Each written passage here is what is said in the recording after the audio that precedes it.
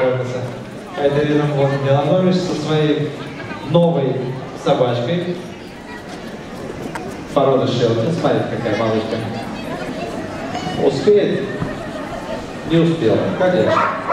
Мы говорили, наверное, что с этой стороны бежать не гигиенично.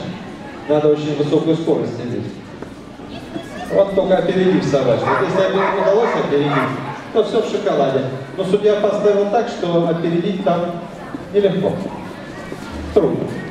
А все пытаются, и как пытаются, так и ныряют в отказе.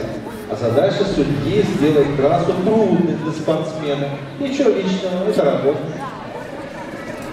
Задача судьи сделать трассу плохо проходимой. А уж спортсмен проявляет свое мастерство. И проходит непроходимо. Хорошо.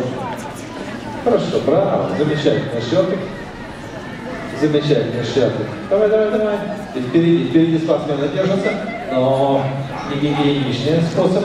Мы уже видели это сегодня. И прыжок.